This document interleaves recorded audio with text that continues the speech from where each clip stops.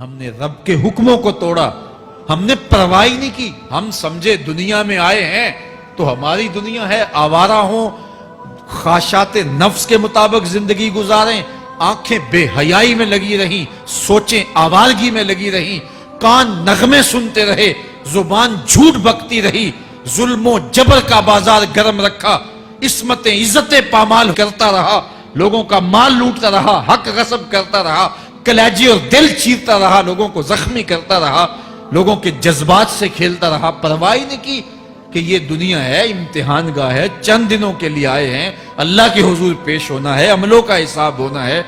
اب جب وہ دیکھیں گے کہ ہمارے ساتھ کیا ہونے والا ہے تو ان کے چہرے پہلے بگڑ جائیں گے۔ کیوں؟ وہ گمان کریں گے کہ ان کی ریڑھ کی ہڈی توڑ دی جائے گی، ایسے عذاب آئیں گے جس طرح کسی کی ریڑھ کی ہڈی ٹوٹ جائے تو اس کا چہرہ شگفتہ گلاب تو نہیں ہوتا، اس کا چہرہ جو ہے وہ تو کس قدر مرجھایا ہوا ہوتا ہے۔ تو اللہ ارشاد فرماتا ہے اس طرح ان کے چہرے ہوں گے۔ ابھی عذاب آیا نہیں ہے لیکن چہرے پہلے ہی اترے ہوئے ہوں گے، اور جب عذاب کی بھٹی میں ڈالے جائیں گے، اللہ اکبر، اور وہ سخت عذاب، حضور نے جبریل امین سے پوچھا مجھے جہنم کے عذابوں کا ذکر سناؤ۔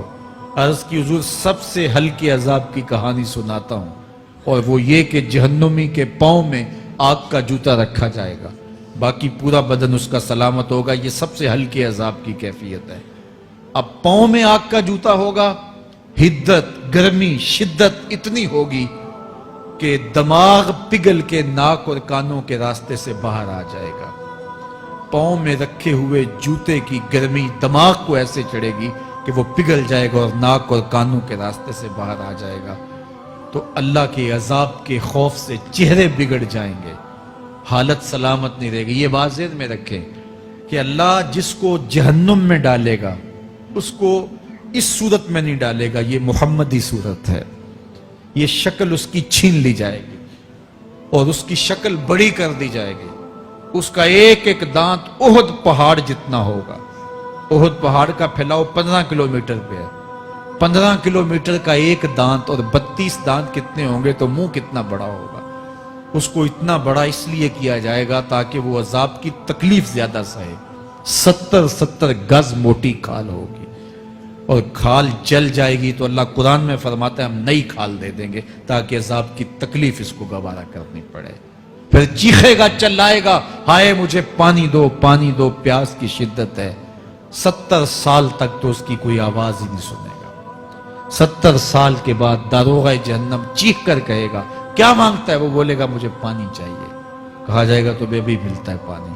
پھر داروغہ جہنم اسے پانی دے گا، کوکا کولا کی بوتل دے گا یا پیپسی تھما دے گا یا منرل واٹر کی بوتل دے گا؟ نہیں، قرآن بتاتا ہے اسے مائے حمیم دیا جائے گا، کھولتا ہوا پانی، اور وہ اتنا گرم ہوگا جب پینے کے لیے چہرے کے قریب کرے گا اس سے اٹھتی ہوئی بھاپ کی وجہ سے چہرے کی کھال ادھڑ کے اس کے اندر گر پڑے گی، لیکن اس کے باوجود اس کو پینا پڑے گا۔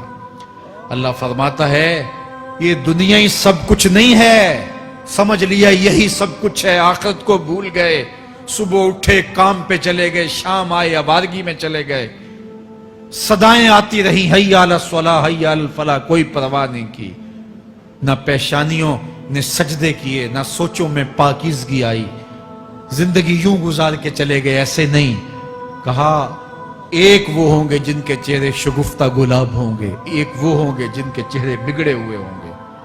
اللہ اکبر، کلا اذا بلغت التراقی، یہ تو قیامت کا منظر ہے نا، قیامت سے قبل بھی ایک منظر ہے، اللہ اس منظر کو بھی بیان کر رہا ہے۔ کلا اذا بلغت التراقی، ہاں ہاں جب جان گلے کو پہنچ جائے گی، اے انسان تیرے اوپر وہ گھڑی بھی آنے والی ہے، وہ وقت بھی آنے والا ہے جب سانس اس ہنسلی میں اٹک جائے گا، جب سینے سے بھی سانس اوپر چلی گئی، اب ڈاکٹر بھی لا علاج قرار دے رہے ہیں کہ اب علاج نہیں رہا ہے، جان بس اب نکلنا چاہ رہی ہے، اور کہا جائے گا کوئی جھاڑ پھونک والا بلاؤ۔ اب ڈاکٹروں نے تو جواب دے دیا، اب سانس اٹک گئی گلے میں، چند لمحوں کی مہمان ہے، اب ڈاکٹروں نے کہا اب ہماری جانب سے لا علاج ہو گیا، اب لے جاؤ اس کو گھر، یا وینٹیلیٹر پہ ڈال دیتے ہیں اس کو، بس اب ہماری جانب سے کوئی اس کا علاج نہیں ہے. اب گھر والے روتے ہیں, کہتے ہیں کوئی جھاڑ پھونک والا لاؤ, کوئی دم والا لاؤ, شاید وہ کوئی دم کرے تو اس کی جان میں جان آ جائے. ڈاکٹروں نے تو لا علاج قرار دے دیا. وَظَنَّ عَنَّهُ الْفِرَاقِ. اللہ فرماتا ہے یہ تو جھاڑ پھونک والے کو ڈھونڈ رہے ہیں, لیکن جس کی سانس یہاں اٹکی ہے وہ سمجھ گیا ہے اب موت آ گئی ہے. اس کو یقین ہو گیا ہے کہ اب موت کے لمحے آ گئے ہیں, اب میں بچ نہیں پاؤں گا. اب آنکھیں تاڑے لگی ہوئی ہیں. وَالْتَفَّتِ السَّاقُ بِالسَّاقِ. پنڈلی پہ پنڈلی چڑھ رہی ہے. جب موت آ جاتی ہے تو پھر پنڈلی سے پنڈلی لپٹ جاتی ہے, اس کو پھر جدا کرتے ہیں اور جدا کر کے دونوں انگوٹھے باندھ دیتے ہیں تاکہ پنڈلی کے اوپر پنڈلی نہ چڑھے.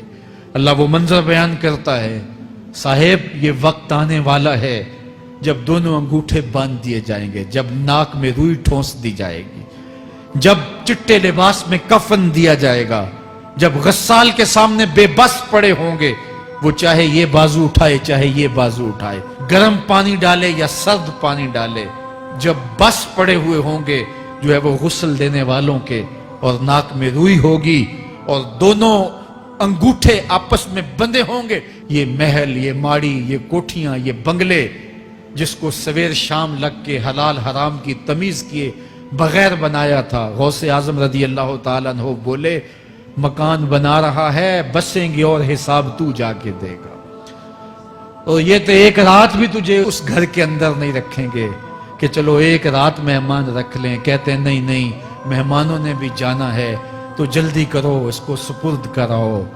وہ تو تیرا لباس بھی پھاڑ کے اتاریں گے, خود غسل دینے کے لیے تیار بھی نہیں ہے. تجھ سے خوف آنے لگا ہے, جاندی واری ڈرونا بنے ہوتے, ہاتھ نہ لاندے ڈر دے, جنہ لئی تو پاپ کمائے اج کتھے نہیں تیرے کر دے. آج تو وہ تیرے ساتھ تجھے غسل دینے کے لیے آمادہ نہیں ہے. وَالْتَفَّتِ السَّاقُ بِالسَّاقِ. جب پنڈلی پہ پنڈلی چڑھنے لگ جائے گی, إِلَىٰ رَبِّكَ يَوْمَئِذٍ الْمَسَاقُ. اس دن تیرے رب کی طرف ہی لوٹ کے جانا ہے. فَلَا صَدَّقَ وَلَا صَلَّىٰ. اس نے نہ تو سچ مانا اور نہ نماز پڑھی. وَلَٰكِنْ كَذَّبَ وَتَوَلَّىٰ. ہاں جھٹلایا اور منہ پھیر کے چل پڑا. ثُمَّ ذَهَبَ إِلَىٰ أَهْلِهِ يَتَمَطَّىٰ. پھر اپنے گھر کو اکڑتا ہوا چلا. اولا لَكَ فَأَوْلَىٰ ثُمَّ أَوْلَىٰ لَكَ فَأَوْلَىٰ. تیری خرابی آ پہنچی, ہاں تیری خرابی آ پہنچی. اَيَحْسَبُ الْإِنسَانُ أَن يُتْرَكَ سُدًى. انسان دنیا میں یہ گمان کرتا ہے اس کو سدا چھوڑ دیا جائے گا. سدا عربی میں ایسے اونٹ کو کہتے ہیں جس کی مہار کسی کے ہاتھ میں نہ ہو. شترے بے مہار, جہاں مرضی جس گھاٹ سے چاہے پانی پیے, جہاں سے مرضی چارہ لے, تو شترے بے مہار کو کہتے ہیں سدا. تو یہ انسان بھی گمان کرتا ہے کہ میں بھی سدا ہوں, مجھے کوئی کیوں پوچھے, میرے جذبات پہ کوئی کیوں قدغن لگائے, مجھے کیوں روکے کوئی.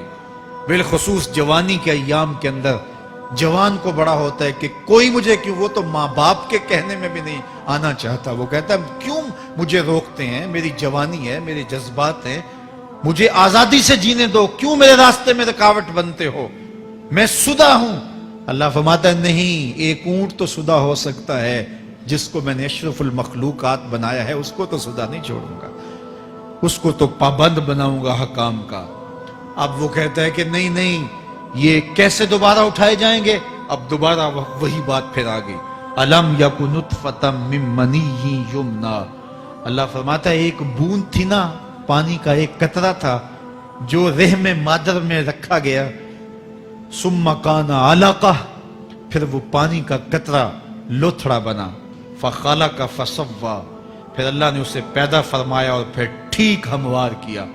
فجعل منہ الزوجین الذکر والانثیٰ, پھر اس سے وہ جوڑ بنائے, کوئی مرد بنایا کوئی عورت بنائی.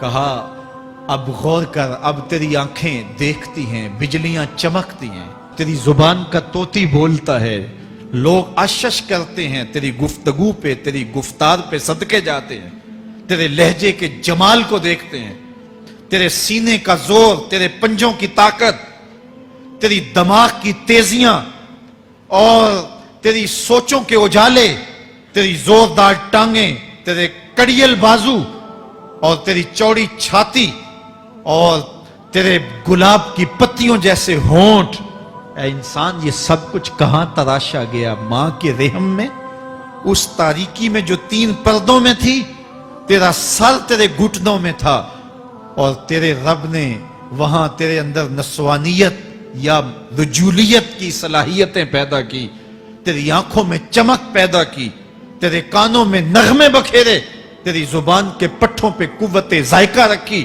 تجھے بولنے کی صلاحیت دی، تیرے پنجوں میں زور رکھا۔ آج تو مفتی شہر ہے، آج تو علامۃ الدہر ہے، آج تو قاضی القضات ہے، آج تو منسٹر ہے، آج تو وزیر اعظم ہے، آج تو پہلوان ہے، آج تو شہزادہ ہے، آج تو بادشاہ ہے، آج تو زوراور ہے، آج تیری طاقت کے کیا کہنے؟ آج شیروں کو تو نچا لیتا ہے، ہاتھیوں کو تو بٹھا لیتا ہے، آج تو بڑا زوراور گھڑ سوار ہے، آج تیری طاقت کے کیا کہنے؟ تو کشتی کرتا ہے، زمانہ دیکھنے آتا ہے، آج تیری طاقت کے شوہرے ہیں، تیری عظمت کے تنتنے ہیں، لیکن انسان تو ایک ناپاک قطرہ تھا اور رحم مادر میں تھا۔ تیرے اندر یہ رنگ کس نے بھرے؟ تیرے کانوں میں نغمے کس نے رکھے؟ تجھے دماغ کی قوتیں کس نے دی؟ زبان کو بولنا کس نے سکھایا؟ آنکھوں میں توانائیاں کس نے رکھی؟ تیری زبان کا طوطی بولتا ہے، یہ سلیقے کس نے دیے؟ پھر اللہ فرمایا، کتنا زوردار بیان ہے، الیس ذالک بقادر علی ان یحیی الموتى، جو ماں کے پیٹ میں ایک نطفے کو ایک خوبصورت انسان بنا سکتا ہے، ہڈیوں کو جوڑ کے دوبارہ انسان نہیں بنا سکتا؟ کیا وہ دوبارہ تجھے کھڑا نہیں کر سکتا اپنے سامنے پیش ہونے کے لیے، جس کے حکموں کو تو نے توڑا ہے، جس کے فرامین کا تو نے مذاق اڑایا ہے؟ کیا وہ اتنا ہی بے بس ہے کہ اپنے حضور تجھے جو ہے وہ کھڑا ہی نہیں کر سکتا ہے؟ جس رب نے تجھے ماں کے شکم میں شکل دی، حضرت شیخ فرید الدین عطار بولتے ہیں، سانے کستی سلاتی می شود، ایسا کاریگر ہے مٹی سے بادشاہ بنا ڈالتا ہے۔ اس نے مٹی سے دارا و سکندر بنائے، اس نے مٹی سے جو ہے وہ رستم و سہراب بنائے، اس نے مٹی سے کیا کیا بنا دیا جو مٹی سے بادشاہ بنا سکتا ہے، جو نطفہ رحم مادر سے جو ہے وہ شکل اور صورت اور رنگ اور جمال بنا دیتا ہے۔ تیری صورت نکھرتی ہے، تیرے ہونٹ گلابی ہیں اور تیری نرگسی آنکھیں ہیں، تیرے ریشمی بال ہیں اور تیری خوبصورت رنگت ہے، تو چال چلتا ہے تو لگتا ہے قیامت چل رہی ہے، تیرا قد رانا جو ہے وہ صنوبر کو شرماتا ہے، تیری گفتار کے تنتنے ہیں۔ جس نے اتنی خوبصورت شکل ماں کے رحم میں بنائی، کیا وہ ہڈیوں کو جوڑ کے دوبارہ انسان نہیں بنا سکتا؟ وہ دوبارہ انسان بنائے گا اور پھر تجھے اپنے حضور کھڑا کرے گا۔ اور ایک حدیث میں آتا ہے، اللہ بندے کو اپنے حضور کھڑا کرنے کے بعد اپنے سامنے سے ہٹنے نہیں دے گا جب تک 5 سوال نہیں پوچھ لے گا۔ ان عمرہ ہی فیما افنا ہو، اس کی عمر کے بارے میں پوچھے گا، کہاں ضائع کی؟ میں نے تجھے زندگی دی، 60 سال 70 سال 40 سال 50 سال، اس زندگی کو کہاں گزار کے آیا ہے؟ ان شباب ہی فیما ابلا ہو، اس کی جوانی کے بارے میں پوچھا جائے گا، جوانی کہاں گزار کے آیا ہے؟ مجنوں تو نہیں بنا رہا، خواہشات کا اسیر تو نہیں ہو گیا، دیوانوں کی طرح زندگی تو نہیں گزار کے آ گیا؟ تیری جوانی کسی چوک میں تو نہیں گزری، تیری جوانی آوارگی میں تو نہیں گزری، ساری رات سوشل میڈیا کے اوپر گندگی اور غلاظتیں تو نہیں دیکھتا رہا؟ تیری زندگی گزری کہاں ہے؟ تیری جوانی گزری کہاں ہے؟ اگر کوئی جواب نہ ہوا تو پھر کیا جواب دے گا؟ اور وہ کتنا خوش نصیب ہوگا جو کہے گا، مالک میری جوانی سجدوں میں گزری، میری جوانی قیام میں گزری، میری جوانی رکوع میں گزری۔ میرے حضور فرماتے ہیں، سبعۃ یظلھم اللہ فی ظلہ یوم لا ظل الا ظلہ، 7 اشخاص ایسے ہیں قیامت کے دن جب کوئی سایہ نہیں ہوگا، اللہ ان 7 کو اپنے عرش کا سایہ دے گا۔ ان میں سے دوسرا شخص میرے حضور نے بیان فرمایا، وَشَابٌ نَشَأَ فِي عِبَادَتِ اللَّهِ، وہ جوان جس کی جوانی اللہ کی عبادت میں گزری۔ جوانوں، اپنی زندگی کو مالک کی دہلیز پہ لے آؤ۔ جوانی وہی ہے جو مالک کی چوکھٹ پہ گزرے۔ اپنے دل کا تعلق جوڑو، عشق کرنا ہے تو پھر آمنہ کے لال سے کرو، محبت کا رشتہ ان سے جوڑو، تعلق کا ربط ان سے قائم کرو، جوانی کو دین کی راہ پہ ڈالو۔ اللہ اکبر۔ سنو میرے حضور کا فرمان، انا حبیب اللہ، میں اللہ کا حبیب ہوں۔ پھر فرمایا الشاب التائب حبیب اللہ، جو جوانی میں توبہ کرے وہ بھی اللہ کا حبیب ہے۔ آؤ اللہ کے حبیب بن جاؤ، اللہ کے حبیب بن جاؤ، اللہ کے حبیب بن جاؤ، اللہ کے محبوب بن جاؤ۔ لیلۃ القدر کی گھڑیاں ہیں، رات کا پچھلا پہر ہے، اللہ کے حضور یہ عہد کر کے اٹھو، مالک جو زندگی گزر گئی، آئندہ جوانی کا ایک ایک لمحہ تیرے لیے گزرے گا، جیوں گا تو تیرے لیے، مروں گا تو تیرے لیے، میری ایک ایک سانس تیرے نام وقف ہوئی، میری زندگی کی ایک ایک ساتھ تیرے نام وقف ہوئی، میں اپنا سب کچھ تیرے لیے پیش کرتا ہوں۔ میری زندگی کا مالک بھی تو ہے، میری موت و حیات کا خالق اور مالک بھی تو ہے، یہ زندگی تو نے دی، تیری امانت ہے، تیرے حضور ہی پیش کرتا ہوں۔ اور لیلۃ القدر کی گھڑیوں میں اس عزم کے ساتھ گھروں کو لوٹو کہ اللہ میری زندگی کا ایک ایک لمحہ تیرے نام ہوا، آنے والے موسم تیرے نام ہوئے، میری جوانی تیرے نام ہوئی، میرے آنسو تیرے نام ہوئے، میری پیشانی تیرے نام ہوئی، میرے دل کی دھڑکن تیرے نام ہوئی، میری صلاحیتیں تیرے نام ہوئی، میری زبان بولے گی تو تیری تسبیح بولے گی، تیرے ذکر کے ترانے پڑے گی، میرے کان سنیں گے تو قرآن کے نغمے سنیں گے، میری آنکھیں دیکھیں گی تو مالک تیری قدرت کی نشانیاں دیکھیں گی، تیرے رسول کا روضہ دیکھیں گی، تیرا کعبہ دیکھیں گی۔ مالک میری زبان سچائی کے نور سے مالا مال ہوگی اور میں ساری زندگی تیرے نام کرتا ہوں۔ اور جب آپ اپنی ساری زندگی اللہ کے نام کر دیں گے تو پھر وہ پوری کائنات تمہارے نام کر دے گا۔ کی محمد سے وفا تو نے تو ہم تیرے ہیں، یہ جہاں چیز ہے کیا لوح و قلم تیرے ہیں۔ اللہ آپ سب کو اپنی پناہ میں، امان میں اور حفاظتوں کے حصار میں رکھے۔